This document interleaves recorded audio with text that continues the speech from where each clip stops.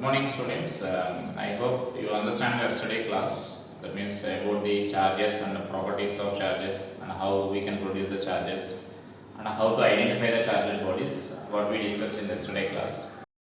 We are going to the next important law in this. That means in order to calculate the force between the charges. In the yesterday class we discussed like charges repel each other and unlike charges attract each other. And so now we are going to define a formula how they are that means what amount of repulsive or attractive force is acting between them, and that is nothing but we call it as a Coulomb's law.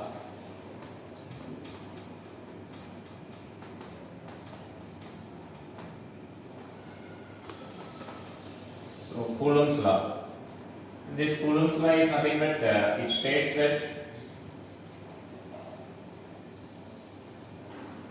the attractive force or the repulsive force between the two charges, like suppose these are the 2 point charges Q1 and Q2. Now the either attractive force or the repulsive force between these two charges is directly proportional to the product of charges and is inversely proportional to the square of the distance between them, and that force acts along the line joining these two charges. So that is a statement of this Coulomb's law. Coulomb's law states that the attractive or repulsive force between 2 point charges is directly proportional to the product of these charges and is inversely proportional to the square of the distance between those two charges. And so I can write this statement as like F is directly proportional to Q1 and Q2, that is directly proportional to the product of those two charges, and is inversely proportional to the R square, that means square of the distance between those two charges. So that is a statement of this Coulomb's law, and this you should remember that, as I said, this is valid only for the point charges. That means the Coulomb's law is proposed for the point charges only, the force of attraction or repulsion between 2 point charges, and that is this is a mathematical form of that statement. Now I can write this as F is proportional to, just I am combining these two, so just Q1 Q2 by R square, and from this we can write this as F is equal to some K into Q1 Q2 by R square. And so here that where K is a constant here, where K is constant, proportionality constant, and here the importance is now the K value will depend on the medium in which charges are placed, and it also depends on the units used for that charges and the remaining quantities like force and distance. Now suppose in SI I am considering that if charges are placed in air or vacuum, so that means here I am saying that K value depends on medium and units, system of units, that means which units are used for these remaining quantities. And now let us consider that these charges are placed in air or vacuum, and let us take this SI system. So that means now in vacuum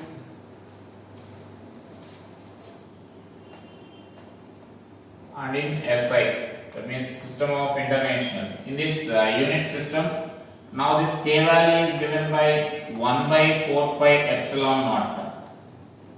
So that is a proportionality constant value here. If the charges are placed in air or vacuum, or then units are used in SI system, then the K value proportionality constant value is found to be 1 by 4 pi epsilon naught. And here this epsilon naught is nothing but where epsilon naught is permittivity of free space.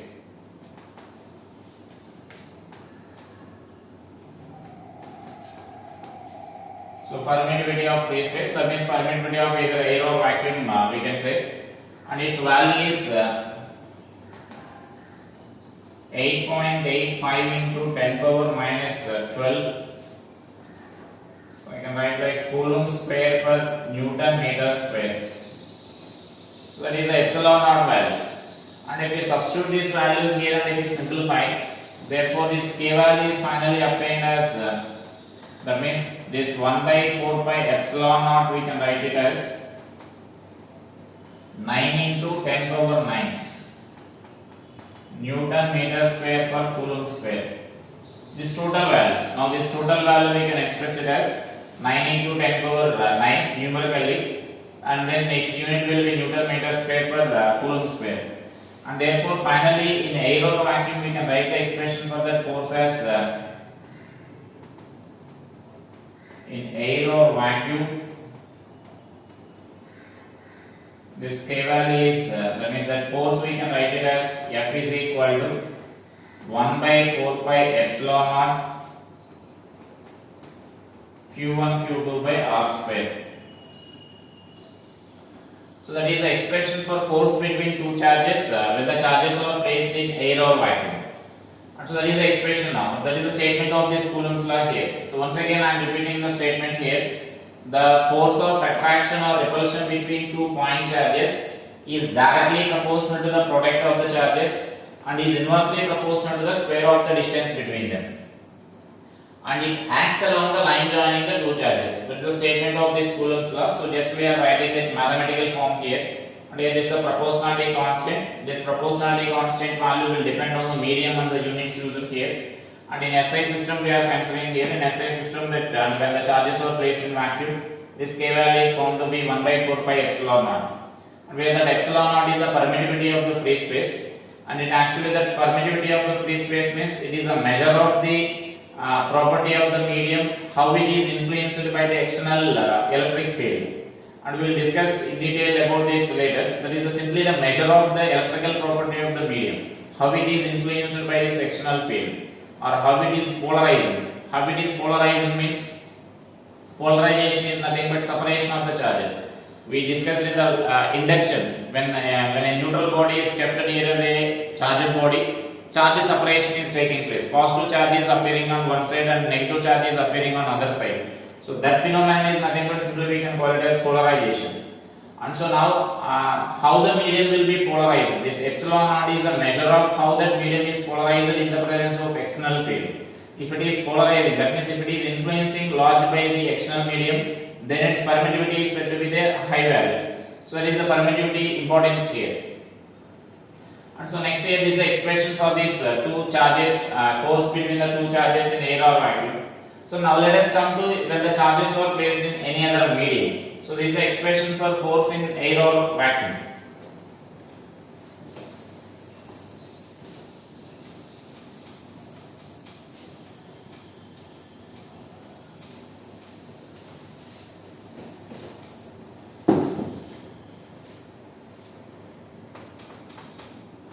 So now in any medium if I place the charge,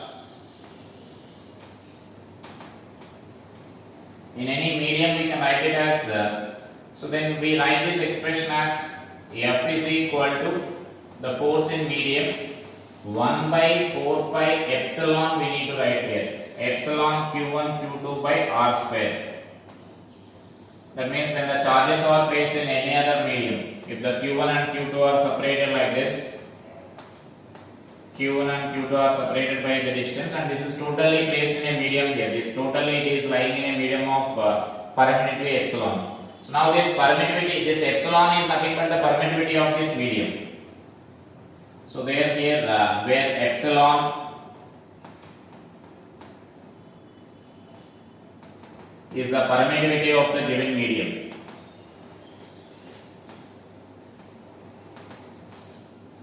So epsilon is the permittivity of the medium, and so that means it is different for different media here. So that means this that property, as I said, this permittivity is nothing but the measure of how the given medium is influenced by the external electric field. And so now it is different for different medium will influence by the external field in a different ways or different factor. And so that this epsilon or this permittivity is different for different medium here. So that is when you are taking a particular medium, that particular this permittivity we need to substitute here. So this is a general way of writing this force between the two charges when they are placed in medium. But for us, in most of the cases, instead of giving the permittivity of the medium, they will give another quantity. that we call the relative permittivity. Relative permittivity, or that is also called dielectric constant. So now let us see the definition of the relative permittivity or dielectric constant.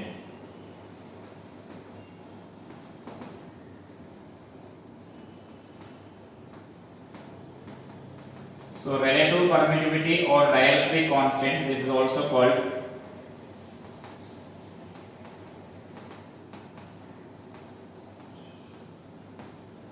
So it is represented with either epsilon or k. This is representation of the relative permittivity of the dielectric constant. So now this is defined as the ratio of permittivity of the medium to permittivity of the vacuum. The relative permittivity or the dielectric constant is defined as the ratio of permittivity of the given medium to the permittivity of the vacuum. So this ratio is nothing but we call the relative permittivity or the dielectric constant.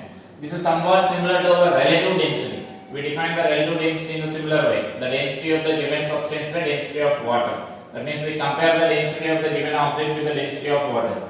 And so similarly here we are doing such a comparison. That means the ratio of relative permittivity of the medium to relative permittivity of the vacuum. And so then it is that ratio is nothing but we call it is the ratio of permittivity of the medium to permittivity of the vacuum. So that ratio is called relative permittivity. And as it is clear, we are defining the ratio of two same quantities. And so this ratio relative permittivity is a unitless. And so that means this epsilon now is relative permittivity is unitless. There are no units for this. So that is a unitless quantity. And now let us see here how to express in terms of this dielectric constant or relative permittivity. This k is not the previous proportionality constant. The proportionality constant just we mentioned as k. That is now here in this k means it is the dielectric constant here. So then from this we can write this epsilon value as epsilon r into epsilon naught, or you can express it as epsilon is equal to k into epsilon naught by using this definition. That means from this we can write it as epsilon is equal to epsilon naught into r, or k into epsilon naught we can write. So now this I am substituting in this expression. Therefore in medium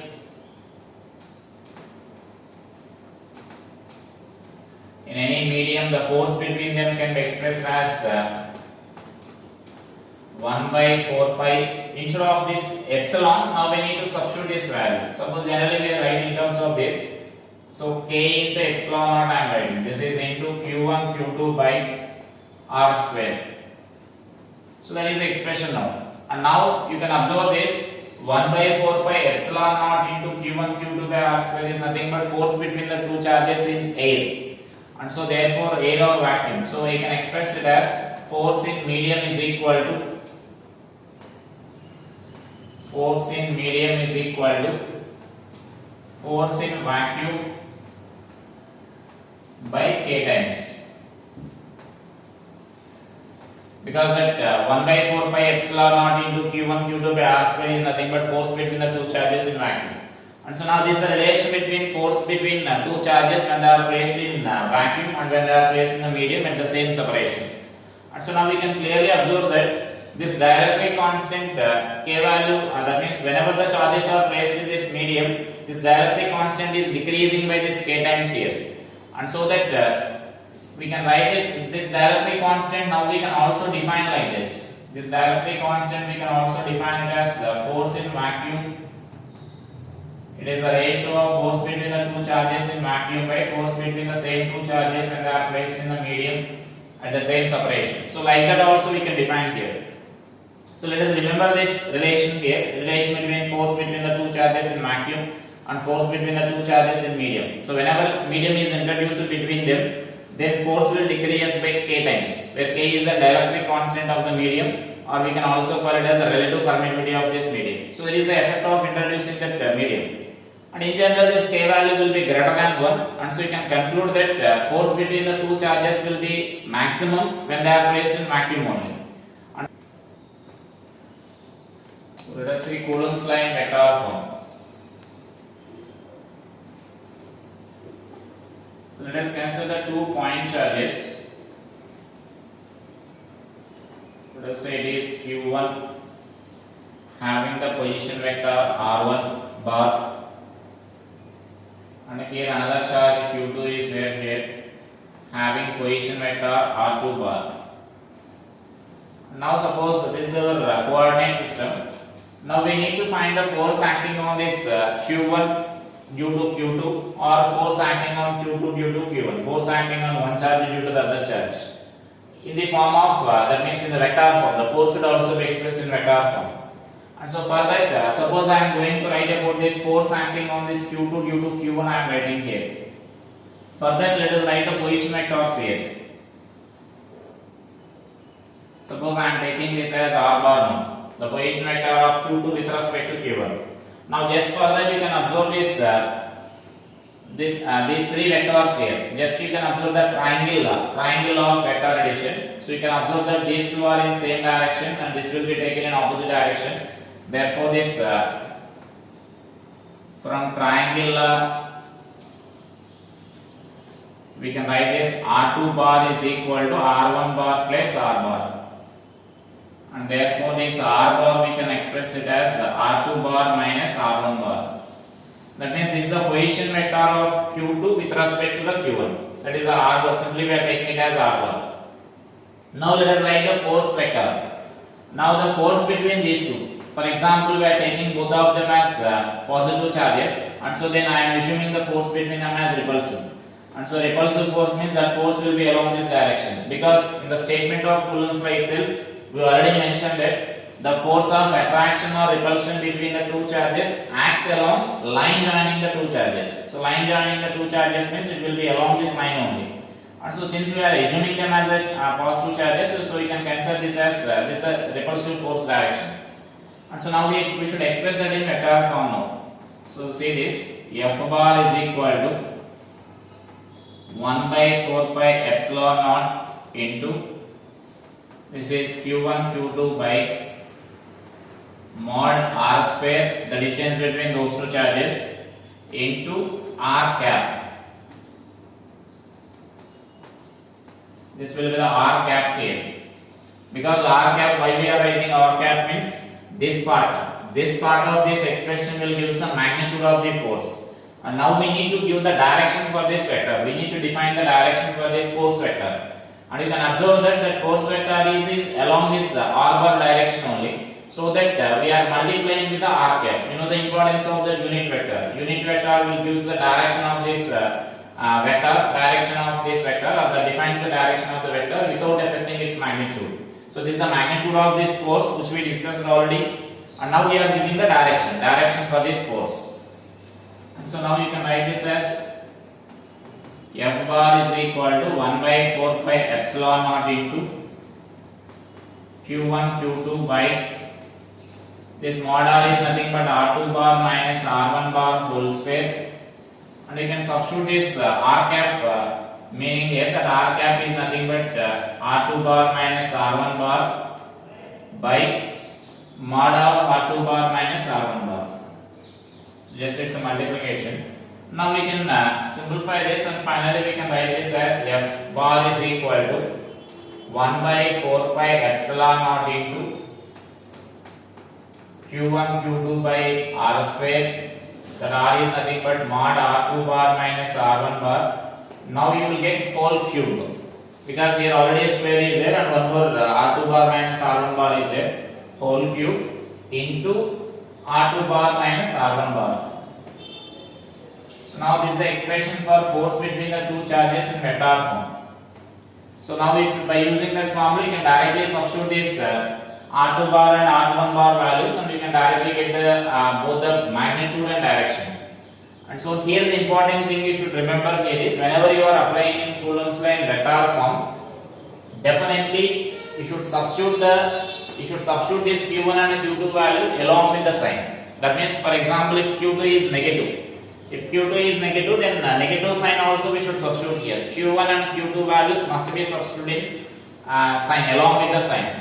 And whereas if you are writing our magnitude formula, magnitude form is nothing but F is equal to like 1 by 4 pi epsilon naught into Q1 Q2 by R square, for example, if you are writing. If I direct this formula, if you are writing, then this gives only magnitude of those two vectors. And it gives only magnitude of those two vectors means here we should not substitute the q1 and q2 values with the sign. We should substitute only the magnitude of those two charges here. We need to substitute the magnitude here if you are calculating only magnitude of the force. But whenever you are using this in vector form like this, definitely this q1 and q2 values we should substitute along with the sign. And so that is important point you should remember regarding that. Now simply the reason is you can observe that. For example, if q2 is negative, then force vector should be opposite direction because the force between these two charges must be attractive force. If q2 is negative, then this f2 value will act like this. Then automatically if you substitute this negative sign in that expression, then automatically you will get this opposite vector. That means negative vector you will get, which is nothing but opposite over this direction here. That is the importance of this formula. You should substitute q1 and q2 values along with the sign. That is the Coulomb-Stein vector form.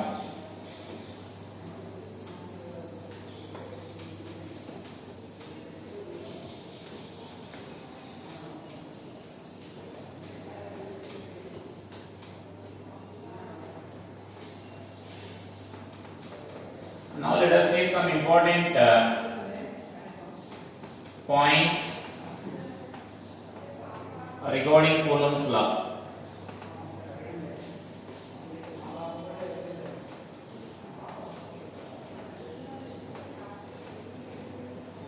So important points regarding the Coulomb's law or Coulomb force we can say.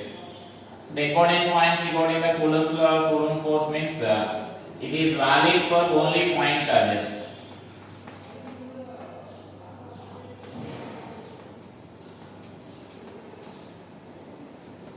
Only for point charges. The Coulomb's law is only valid for point charges. Now what is meant by a point charge? Point charge is nothing but the size of the charge must be negligibly small when you compare the distance between the two charges. Like suppose if you are calculating the force between these two charges, whether we need to take it as a point charge or not means just the size of this charge must be negligibly small when compared to the distance between those two charges. If the distance is of like 1 kilometer or 100 meters, but the size of this particle, charged particle is like 1 mm or less than 1 mm, then you can consider that as a point charge. You can consider that charge as a point charge because it is very small when compared to the distance between those two charges. So it's a relative comparison only. Point charge means. And so now this Coulomb's law is valid for such a point charges. It is valid for the point charges. And so if it is extended charge, and we will discuss later how to solve this. If it is the charged body is not a point charge, if it is an extended object, extended charge distribution is given, then we should use our calculations. That means you know that we will discuss later. By dividing that object into small elements, we should apply for the small element first, that Coulomb's law. Then we should integrate it to get the total force. So there such a problems we will discuss later. So but it is valid for the point charges. And the next what we can write is you can mention it as this is Coulomb's law and Coulomb force, both. Coulomb force. Coulomb force is nothing but the electrostatic force between it. So then it is it obeys Newton's third law.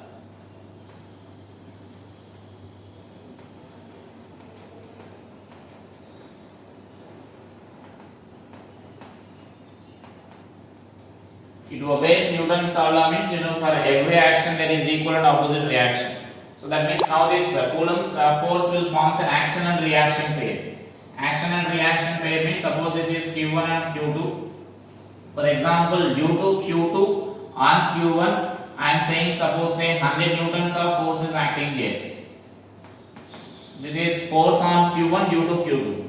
Then definitely what you can say is the force acting on Q2 due to Q1 will be same in magnitude but in opposite direction. Like suppose if this force is along this direction, then force acting on Q2 due to Q1 we can write it as 100 newtons, we can write directly there. So it is action and reaction. If one force is taken as action, then automatically the other force will become the reaction force. So it is action and reaction pair. So that means it obeys the Newton's third law. And next what we can write is it is a conservative force. That means electrostatic forces or Coulomb forces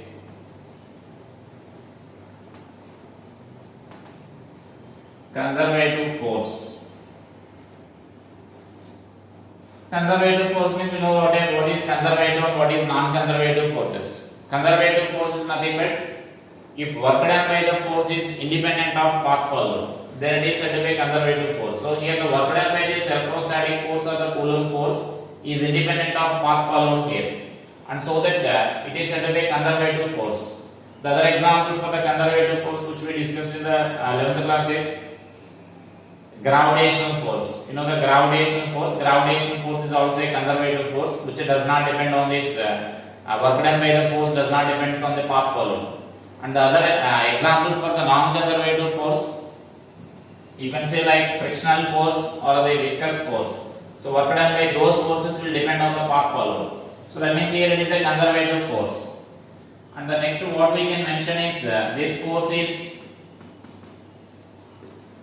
central force. That means this Coulomb force or the electrostatic force is a central force. So central force in the sense as it is mentioned in the statement itself, it always acts along the line joining the two charges. Like suppose again let us consider the two charges here Q1 and Q2. Now the forces acting on Q1 due to Q2 or force acting on Q2 due to Q1, they act along the line joining the two charges only. That means that forces will be like this. Let us say this is force acting on 1 due to 2, F12, and this is F21, force acting on 2 due to Q1.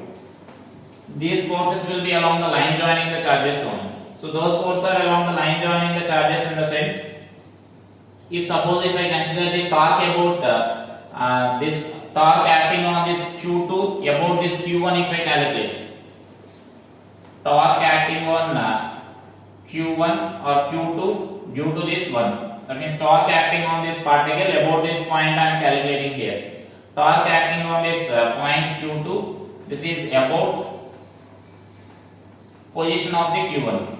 So then about this point if we consider, then this is the force acting on Q2. That is the only force acting on the Q2. If only these two particles are there, then this force passes through this Q1 only. This is the direction of this force because it always passes through the line joining the two forces. And so then when the force is passing through a reference point, the torque produced by that force is 0.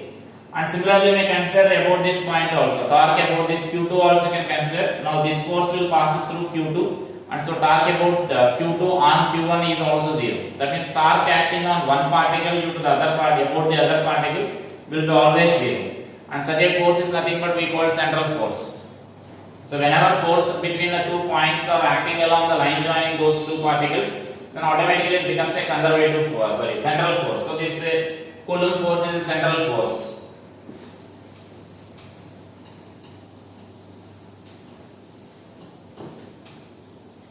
And you know it is attractive, it may be attractive or repulsive depending on the charges which we discussed already in the properties of charges. If both the charges are like charges, they repel each other. If they are unlike charges, they are attracting each other. That is another property here. And the next what we can mention is it is a long range force.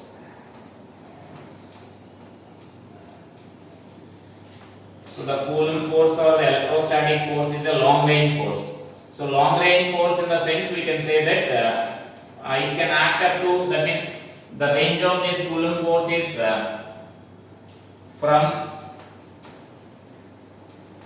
10 power minus 15 meters to several kilometers.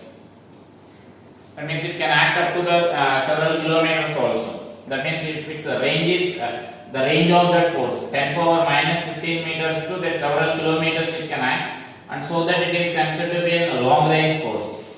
The electrostatic force is a long range force.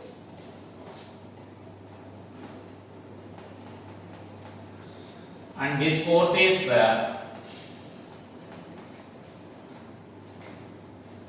stronger than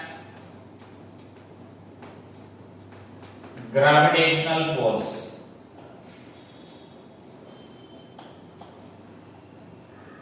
You know, the gravitational force is the weakest force, and so now this electrostatic force is stronger than that gravitational force. And you know, the strongest force in the universe is nuclear force, which acts between the nucleons inside the nucleus. So that is the strongest force. But this electrostatic force will be very much greater than that of gravitational force.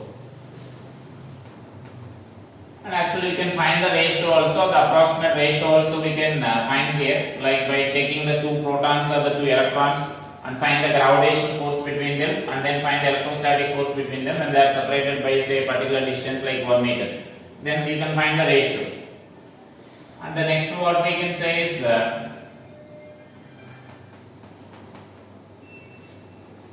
it depends on the medium. That means the resultant force.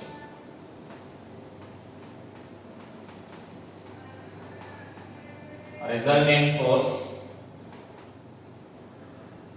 between two charges depends on medium. So that means the resultant force between the two charges will depend on the medium between them, which we discussed already. If a medium of dielectric constant K is introduced, then force between them will decrease by the K times. So that means that is another point here.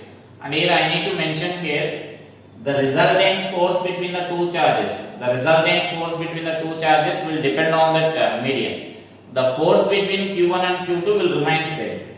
That means here listen this clearly. So that means here suppose I am taking this Q1 and Q2, and they are separated by a medium, separated by distance r, and in which that medium K is placed, medium of dielectric constant K is placed. The force between Q1 and Q2 will be 1 by 4 pi epsilon naught into Q1 Q2 by r square only. That means which is same as that of air or vacuum. But when the medium is placed here, what will happen is some induced charges will be produced in that medium. Because of that induced charges, another force will act on that Q1 or Q2. That means if only medium is not there, the force acting on this Q1 is nothing but only due to Q2. If you are introducing any medium here, if suppose some medium is there here, this side some positive charge may be produced depending on the charges, and this side some negative charge may be produced. Some induced charges will appear on that medium. And so because of this induced charges, in addition to the force due to Q1 and force due to Q1 and Q2, the additional force will be there due to this induced charges. That resultant force will depend on the medium. So that resultant force we are discussing here. But whereas force between Q1 and Q2 means it will remain same, 1 by 4 pi epsilon naught Q1 Q2 by r square means. So resultant force or the net force is different, and force between the two charges is different. So that you should answer. While whenever you are answering such a type of question, you should read the question carefully, whether they are asking only force between Q1 and Q2, or they are asking the resultant force between or resultant force acting on any one of the charge. So resultant force means it depends on the medium. And the next one is the force between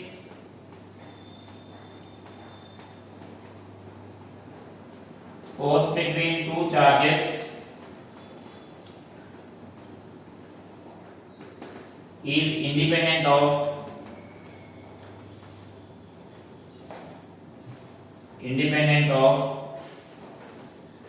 third charge.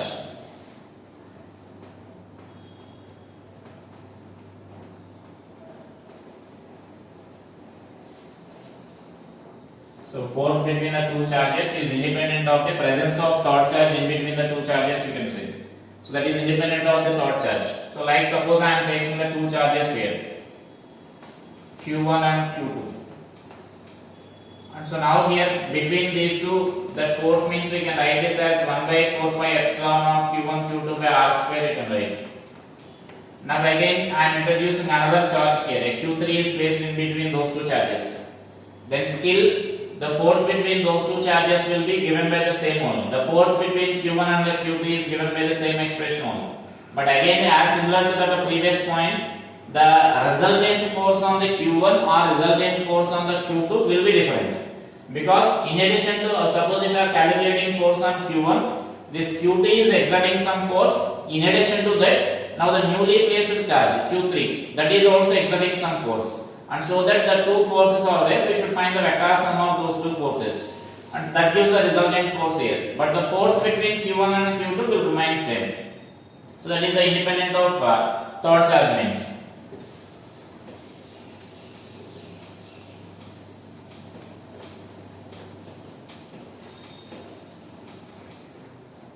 Next I can mention here the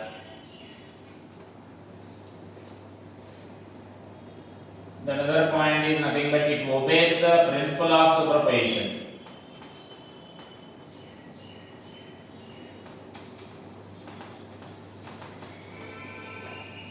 Principle of superposition.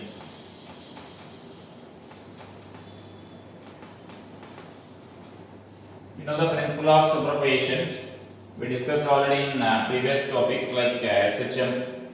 So principle of superposition is nothing but if suppose there are different charges are there, charge distribution, point charge distribution I am taking here. This is suppose say Q and here Q1, Q2 and another charge Q3, like different charges are there here, Q4. Such a lot of charges are there surrounding of this Q.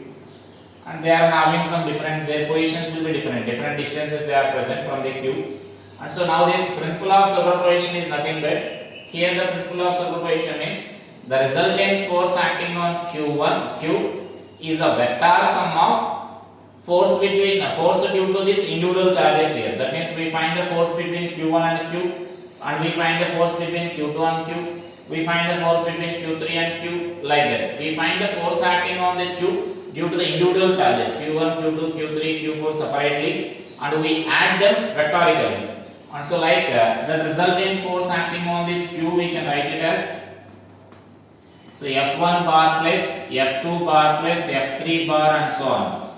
Where F1 bar is force due to Q1 and Q, F2 is force due to Q2, F3 is force due to Q3. These are force on net force on Q. So the net force on Q is expressed like this. Now this is nothing but the meaning of principle of superposition here. So that means when the larger distribution of point charges are there, the net force acting on any one of the charge is the vector sum of force due to the individual charges for in the absence of the other charge. Like in the absence of other charge means we consider only when these two charges are there. That means when you are considering force between these two charges, only we consider those two charges. And similarly when you are finding F2, only we consider this charge, these two charges. So like that we find the individual forces and we add them vectorically. That means by considering their directions. And so that is the principle of superposition. And so this Coulomb force will obey that principle of superposition here. So those are the important points you should remember regarding this gravitational, regarding the Coulomb force or the Coulomb's law. And next here we can say that the Coulomb's law and the gravitational law or Newton's law of gravitation are similar.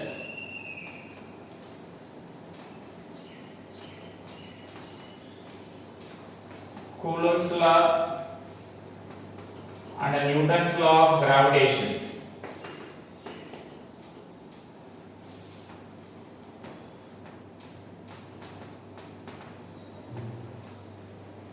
are similar. Similar in the sense both are both will obey the inverse square law. Both the gravitation, Newton's law of gravitation and the Coulomb's law of electrostatics, both will obey the inverse square law. And there is a similarity between those two here. So that means both are similar. The only difference between this Coulomb's law and the Newton's law is we can say that in Coulomb's law the force may be attractive or repulsive depending on the charges. And in gravitation you know that force is always attractive force. Every mass will attract every other mass in gravitation. So it is a major difference there. So these are the properties of this Coulomb's law and Coulomb force.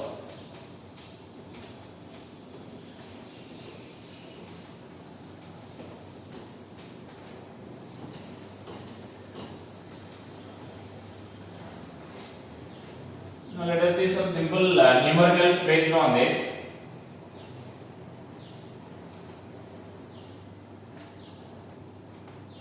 So a charge Q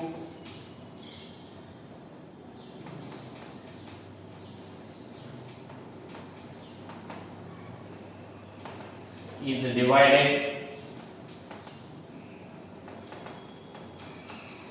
into small q and a capital Q minus small q, such that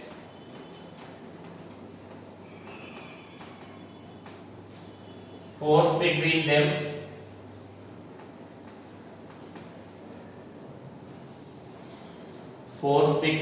will be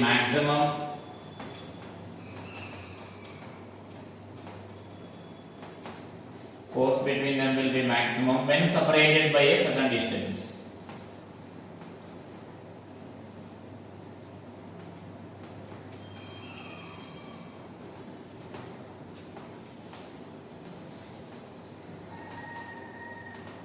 When separated by a certain distance, then we need to find the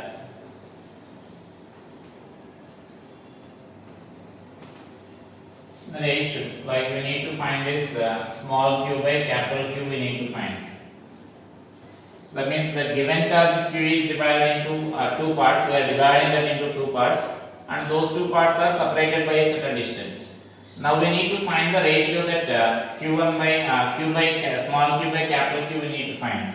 So like simply you can cancel like I will say the procedure for this. So like just I am writing these two charges are separated by a certain distance. The small q and capital Q minus small q are separated by a certain distance, let us say r. Now the force between them we can write it as 1 by 4 pi epsilon naught into small q into capital Q minus small q by r square. This force is given as maximum.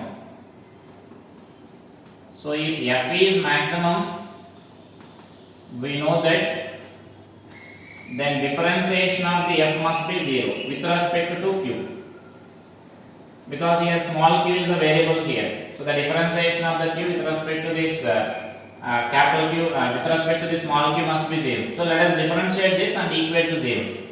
And so that is nothing but so dF by dQ is equal to, so these constants I am writing here, 1 by 4 pi epsilon naught into r square now is a constant.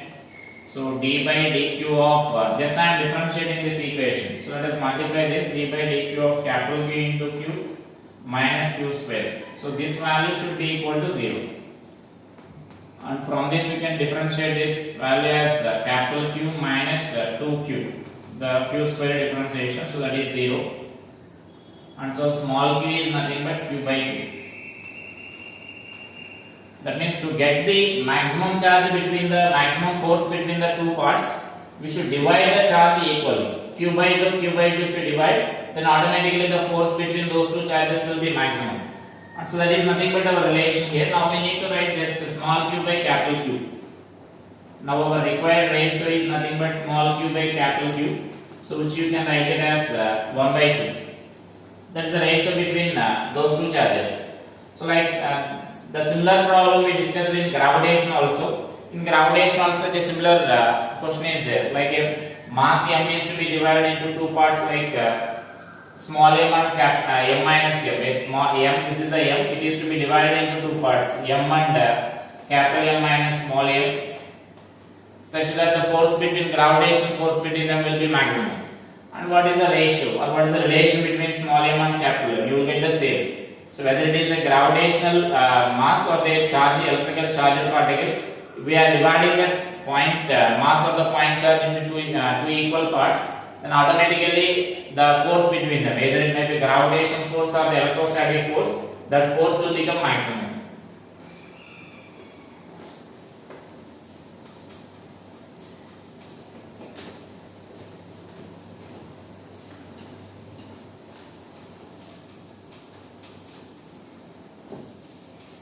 and you can solve easily some problems based on principle of superposition.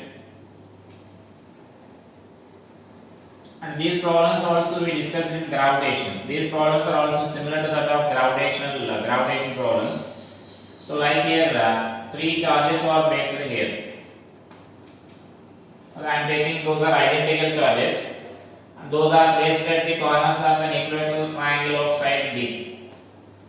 Now we need to find the net force acting on any one of the charge. A, B, C. Now I am writing a common question here. Find the force acting on the charge, acting on the point charge at A. That means at this point now we need to calculate. This is one configuration. So I will explain this configuration now, and remaining problems you can solve here. Now at A we need to find here the force acting on this charge at A. And simply according to our principle of superposition, first we find the force between the individual charges. Like there will be force on A due to this B, and there will be force on A due to this C. So first we should find out individual forces.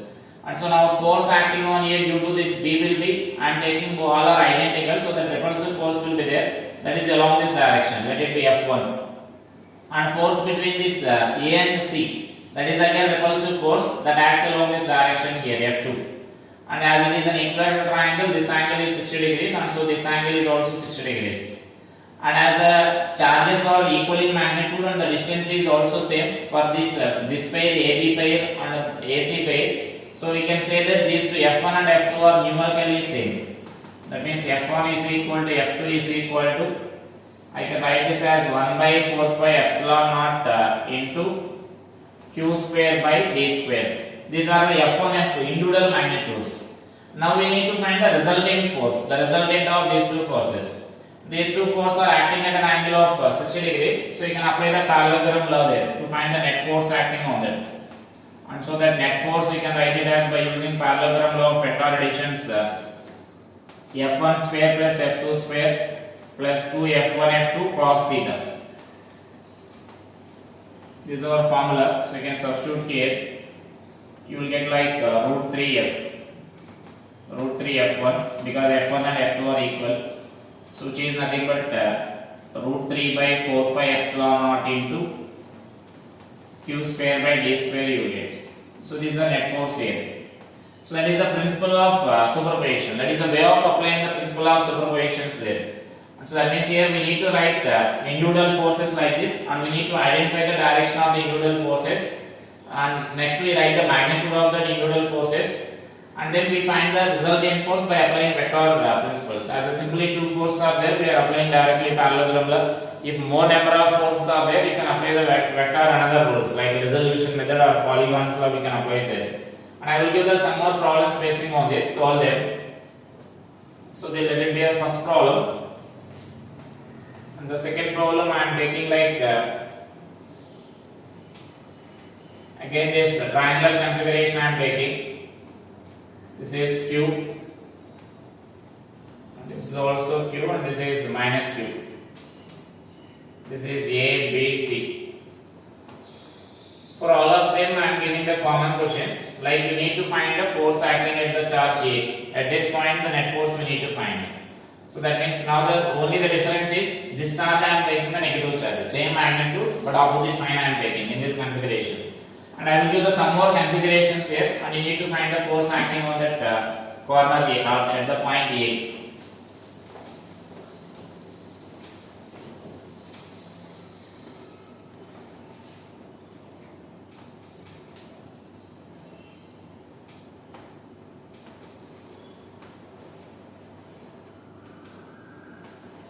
Again I am taking these charges, and here one more charge is placed in here. Now this is our point A, so this is BCD. That means it is a centroid of this triangle here. This is again an equilateral triangle of side D, At the centroid, this point A is here. So at this point, you need to find the charge.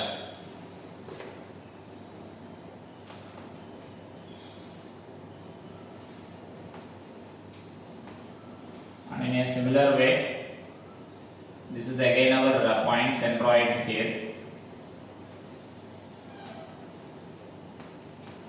Centroid of this triangle, this is point A. And this is again I am taking this charge as negative charge. So that means this is A, B, and this is point C, and let it be point D. So the only again the difference between these two is this charge is negative here, and here all are positive there, positive charges. And the next problem, suppose I am giving like square configuration, I am taking it now. Now the four charges are placed at the corners of a square. This is Q, and this is also Q, Q, and this is also Q. This is A, B, C, D. This is square of side D. So now we need to find again the charge acting on this point here. Charge acting at this point A, force acting on this point A. And so next, similarly in the square configuration, you may consider the like other combinations you may consider here.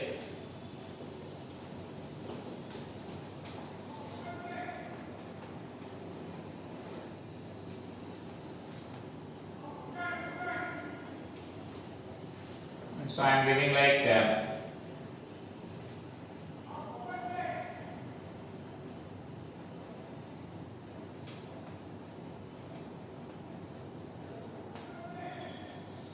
this is charge Q, and this is also Q, and this is also Q. And here again I am placing a charge Q. Now this is a point A, B, C, D, E. Now the force acting at this point we need to find.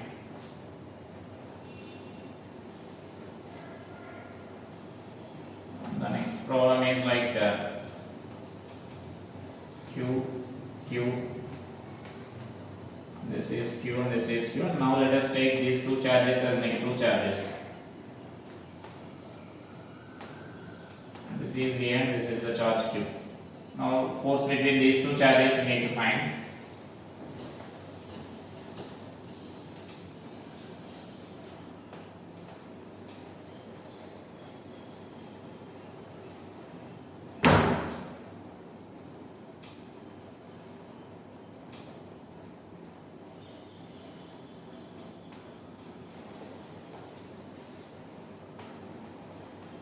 This is our A, B, C, D, E, F regular polygon. This is of side.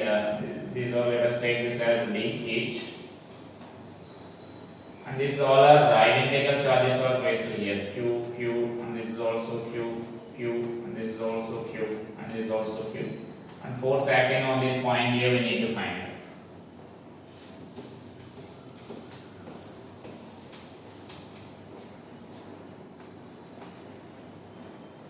This regular polygon itself,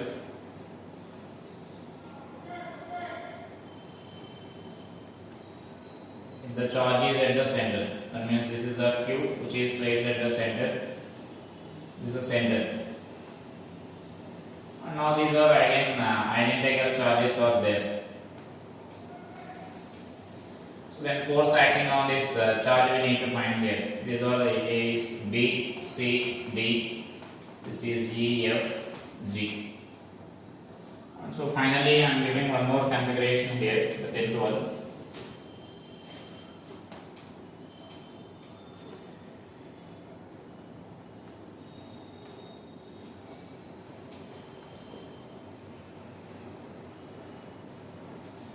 So let us take a cube configuration here. I am taking a cube configuration.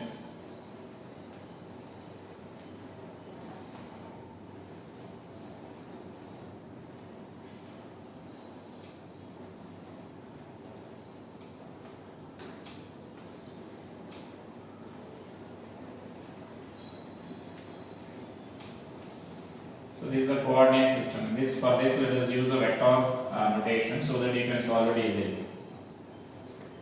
So this This is our x-axis, y-axis, and this is the z-axis. This is our origin. That means at every point some charge q is placed here.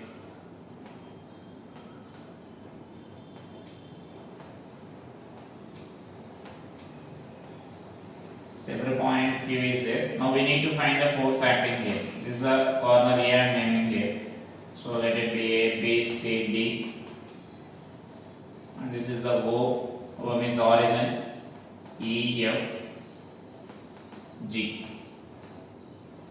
Now we need to find the force acting on this corner here. And for this problem, remaining you can solve easily only. For this problem, let us take the vector notation. That means let us write the f1, f2, f3, all those values in vector form and add them vectorically. And so that you can get it this problem also. So those are the problems based on the principle of superposition. So in the next class, we will discuss some more applications based on this Coulomb's law. And some remaining models are there based on the Coulomb's law that we will discuss in next class. Okay, thank you.